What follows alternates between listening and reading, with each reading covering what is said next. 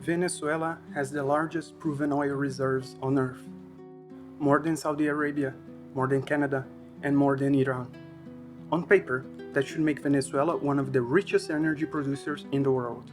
In reality, in 2023, it produced less than 1% of global crude oil. That year, Venezuela pumped about 742,000 barrels per day, roughly a 70% decline from where it was just a decade earlier. At its peak, Venezuela was a major supplier to the world. Today, it struggles to supply fuel for itself. So, how does a country with so much oil end up with so little output? This is the Venezuelan oil paradox, a story where geology sets the limits, engineering does the heavy lifting, and political decisions determines whether either one matters. Here's the problem. Most of Venezuela's oil is not the kind you would want if your goal is simplicity. The bulk of it sits in the Orinoco oil belt in eastern Venezuela, and it's heavy, very heavy. Oil quality is measured using something called API gravity. Higher number, lighter oil. Lower number, heavier oil. Light oil flows easily, it refines easily, it makes gasoline and diesel without much drama. It's the dream. Light crude is generally above 38, medium crude falls roughly between 22 and 38, and heavy crude is typically below 22. Venezuelan oil, especially in the Orinoco, mostly has an API gravity below 15. That means it's thick, dense, and stubborn. Heavy oil doesn't really flow, it has to be convinced. That usually means complex methods like steam injection, heating the oil underground so it becomes less viscous and can be pumped. This works, but it's expensive, energy intensive, and unforgiving if maintenance slips. Even once you get it out of the ground, there's another problem. Heavy oil does not like pipelines, so Venezuela has to dilute it with lighter hydrocarbons just to move it, which leads to a strange situation. Venezuela has to import oil in order to export oil. If access to diluent breaks down, exports stop, no matter how much oil is underground. Then comes refining.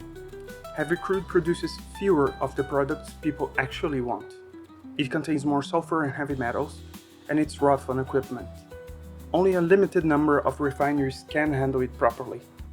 Those refineries exist, but they are specialized, expensive, and not easily replaced, which is why Venezuelan crude almost always sells at a discount.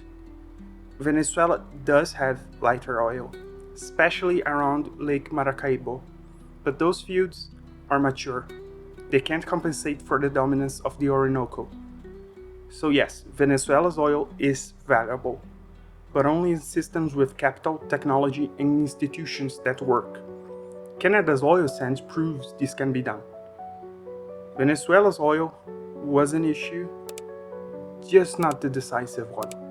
The biggest issue, actually, was everything built around it.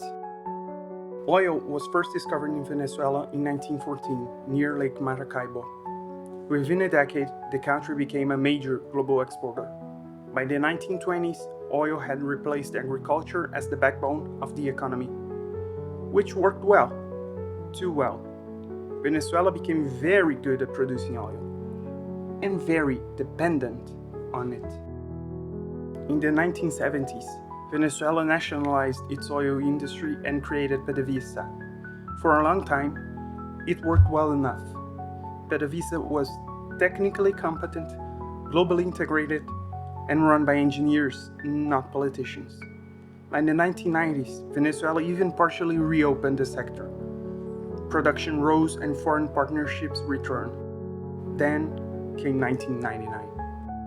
President Hugo Chavez didn't see PDVSA as an oil company.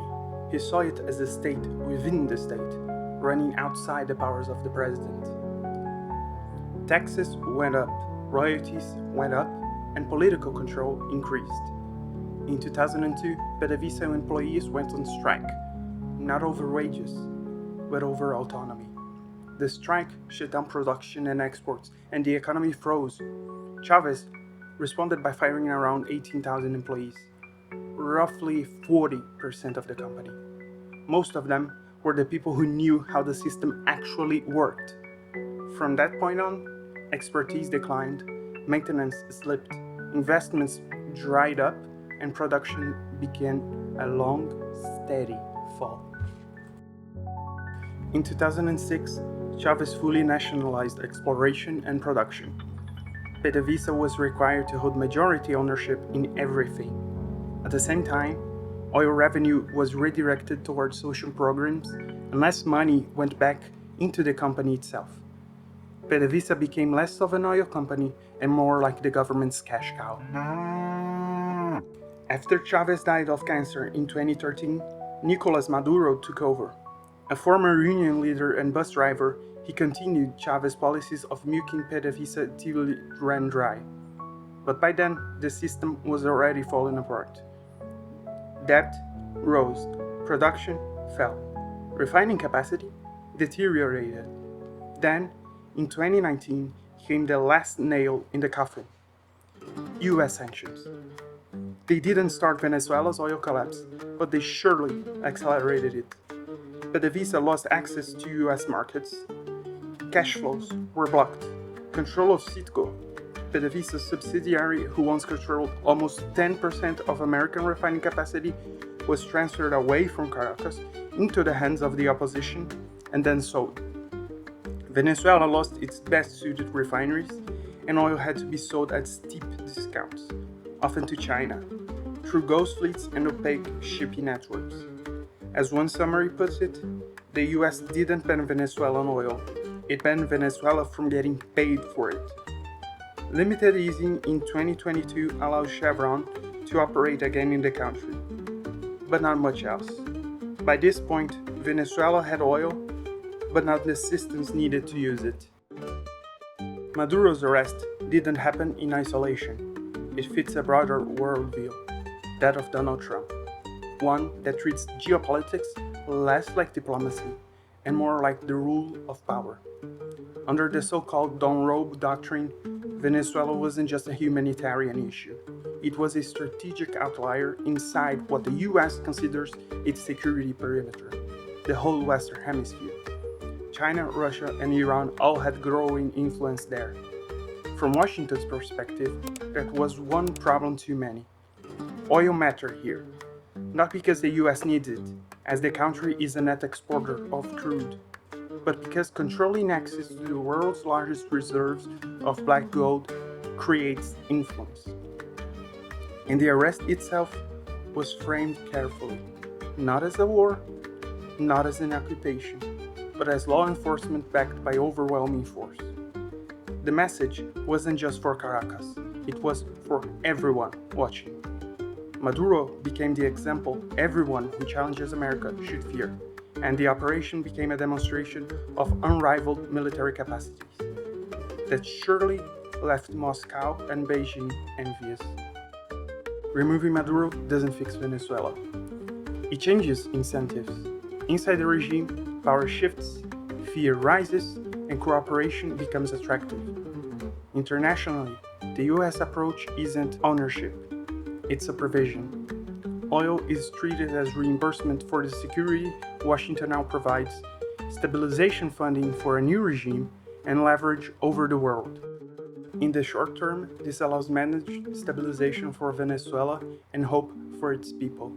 In the medium term, reality sets in and the challenges emerge. Executives from major oil companies have been blunt. Venezuela is not investable yet.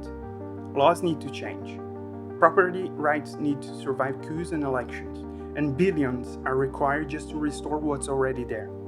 In the long run, there are two paths: a conditional recovery, where Venezuela develops itself under America's terms, or prolonged stagnation, where the plans fail and Venezuela's humanitarian crisis continues. Even with political alignment, oil prices aren't high.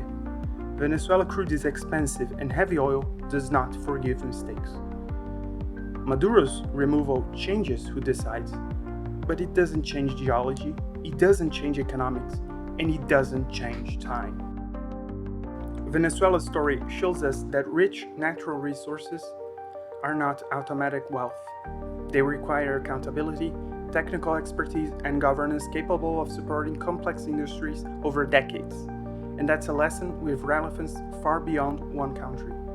Across the world, resource wealth has often become a problem when institutions weaken faster than the economy grew. So the bigger question is not just what happens in Venezuela next, what this case tells us about how political choices shape economic potential. If you want to see how this operation fits into a broader strategy, we highly recommend watching our previous video, where we break down the international strategy the Trump administration is using to disrupt narcotics flows into the United States.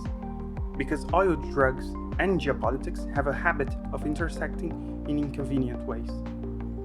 If you found this analysis insightful, feel free to like the video, share it with someone who enjoys geopolitical rabbit holes, subscribe to the channel, and hit the bell icon so you don't miss what's coming next.